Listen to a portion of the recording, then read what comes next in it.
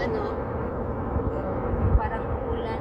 Dagwong, langit, Yung clouds. Ano ba yun sa Tagalog. Tagalog? Inutan. Parang ganito na weather. Ano yan sa Tagalog? Clouds. Ano ba yun sa Tagalog? Cloudy. Ano sa Tagalog? Cloudy.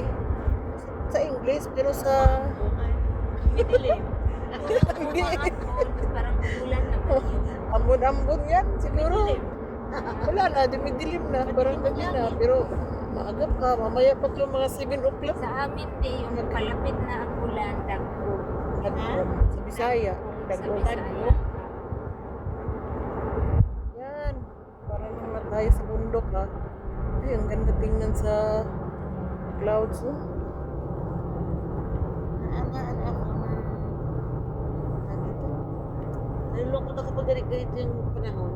Ulan, madilim. Ako, malungkot ako pag Maalala mo yung cloud. nalutan mo? Pagka, ano ba yung pagis? Kasi maalala ko yung Maalala bata mo yung pa ako utang. na nasa bahay, tapos pag uulan, maliligo. Oo.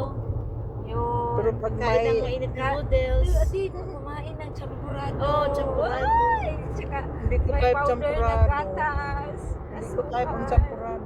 Gusto ko magluto ng champurado. At saka bulan.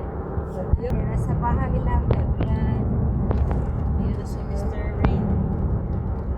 Akala ko sabihin mo, ikaw na pa si Mr. Right. Malapit kami sa amin. Ito ang lugar sa California. Sobrang Ate, pag andito brown. ako sa Emet, parang naalang ko sa amin, pag nasa LA na, or nasa... Parang kang nasa Amerika Maynila. na talaga ako. No, pagpunta ko sa LA, parang nandun ako sa Manila. Nandun ako sa Kasi Manila. alam mo din. Ang saya-saya ko nung time na Stay punta ka ako dito doon. sa bahay for like 1 year or 2 years. Pag alis mo, kabalik mo. Ito na yung home mo. Yung parang home mo hindi na sa Pilipinas, dito na. Oo. Kasi nang umuwi ako after 3 years, pagbalik ko dito, sabi ko, ay, dito na yung home. So, ganun din ako, Bet. There's no place like home. Yung comfort mo, yung amoy ng bahay. Yes. Sabi ko, ay, dito na yung bahay ko sa ano. Totoo.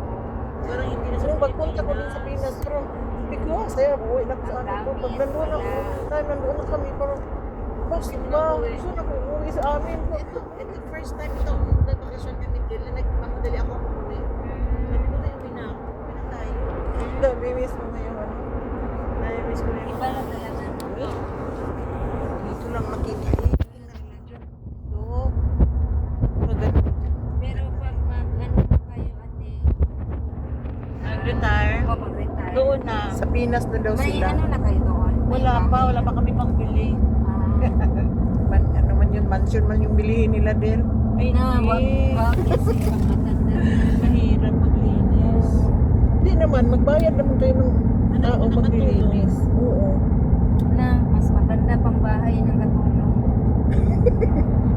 Mag-a-apply ako, Ben. Nagtatrabaho yung katulong, nandyan lang sa bahay, o siya nang may-ari. Alam mo ba, Del, nung una, wala itong truck. Kasi alam mo ba, umaalis kami dito 6 a.m. Nako, Oo, madilim pa. madilim pa. Kami yung pangalawang sasakyan na pumapasok sa assembly hall. Kasi, Pero ginakat na nila, no? Oo. Tapos binabandel, pakain sa ano, sa horse. pumunta kami ng Costco, Del, bumili kami ng bigas. Ay, ganda ng view dito. Mas mahal pa to.